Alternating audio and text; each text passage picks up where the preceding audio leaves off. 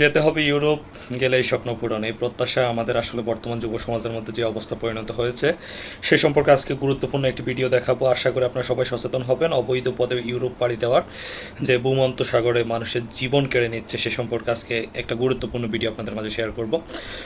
হে হচ্ছে আমাদের জীবন দশা, কিচ্ছু করার নাই ভাই। হে আমার বাংলাদেশে আসলে কি করবে মানুষ, কিছু করার নাই। দেশে থাকেও লাভ নেই, আবার বিদেশ যেতে হলে ইউরোপ যেতে হবে, উচ্চ আকাঙ্ক্ষা। হেই হলো অবস্থা। লিবিয়া থেকে ইতালি পাড়ি দিয়ে আমাদের জীবন দশার আসলে করুণ অবস্থা। সে সম্পর্কে গুরুত্বপূর্ণ একটা ভিডিও দেখাচ্ছি আপনাদেরকে। বেশি কথা বলবো না, সরাসরি ভিডিওতে চলে যায়। ভিডিও শেষে আপনাদের সাথে বিস্তারিত কথা হবে। উত্তাল সাগরে পানির তীব্র তৃষ্ণায় যখন বুক ফেটে যাচ্ছিল, তখন জীবন বাঁচাতে এক ফোঁটা জলের বদলে নিরুপায় হয়ে বিষাক্ত ডিজেল পান করেই চিরতরে স্তব্ধ হয়ে যায় শায়কের প্রাণ। এই তরুণের এমন মর্মান্তিক মৃত্যুতে এলাকা জুড়ে বইছে শোকের ছায়া। ভিটেমাটি আর শেষ সহায় সম্বলটুকু বিক্রি করে স্বপ্নের দেশ ইউরোপে যাওয়ার আশায় 12 লাখ টাকা তুলে দিয়েছিলেন দালালের হাতে। স্বপ্ন ছিল ইউরোপের মাটিতে পা রেখে পরিবারের মুখে হাসি ফোটাবেন। এমন এক বুক আশা নিয়েই মাত্র 5 মাস আগে ঘর ছেড়েছিলেন সুনামগঞ্জের তরুণ শায়েক আহমদ। কিন্তু সেই রঙিন স্বপ্ন যে মাঝ সমুদ্রেই জমদূত হয়ে দেখা দেবে তা হয়তো দুঃস্বপ্নেও ভাবেননি তিনি। এরা মুটের যে ফসা পানি পেট্রোলের পানি 18 জন ও পানি খাইছে, খাইয়া বমি হয়ে গেছে, করা করছে, করার বাদে খানিও নাই বনিও নাই কিছু নাই, তবে কেম্প মারি দিচ্ছে আনা ভাই। খালি বয়স লাইছে আমার কানির কারণে মারিলেন আর বিয়ান পয়তে বলে বাইরে না কারেন্টের লোড দিয়ে বাতিয়ারের তোলে সময় গেম দিস বাতিয়ারের বলে এখন হাত মারছে তারে। JBS holdings limited. শুধু শায়কই নন, লিবিয়া থেকে সাগর পথে গ্রিস যাওয়ার সময় ভয়াবহ মানবিক বিপর্যয়ে প্রাণ হারিয়েছেন অন্তত 22 জন অভিবাসী।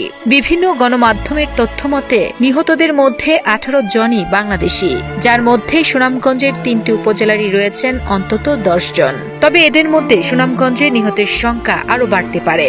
দিনে অনারে দিনে মানুষ দিনেও 18 জন মানুষ মারা গেল, খুব কষ্ট লাগে। রমজানে 6 রমজান না 7 রমজানও ওই গেমের আগের গেমে আমার বাড়ির ওজন গেছে, তোমার এই গাড়ি গ্রিস গিয়া বলছিস ও গেম সায়ক আছে, এই গেম তার মিস করে দিছে। টাকা দুই লাখ নিয়ে আনি করিম দলালে ভাড়া দেয় শ্রীলঙ্কা বাটানি করে 1.5 মাস তারে রাখার পরে আমার 1.5 লাখ টাকা লাগছে। 80,000 টাকা ডলার দিছি, এই ডলার খাইছে ঘুমাইয়া, আর 30,000 টাকা ডলার আনছি। 4-5 তারে টাকা ভাড়াইছি বিদায় কইরা, প্রতি ফ্লাইটও 10,000 টাকার মাটির। আমার পুরা 4 লাখ টাকা করিমে মারছে রে ভাই রে, আমার টাকা দিনে মামলা দিছি কৌটো গিয়ারি, মামলার কোনো আগাগুড়ি পাইছি না। ইউরোপের প্রলোভন দেখিয়ে দালাল চক্র অসহায় পরিবারগুলো থেকে কোটি কোটি টাকা হাতিয়ে নিলেও বিনিময়ে দিচ্ছে কেবল সারা জীবনের কান্না আর দুঃসহ ঋণের বোঝা।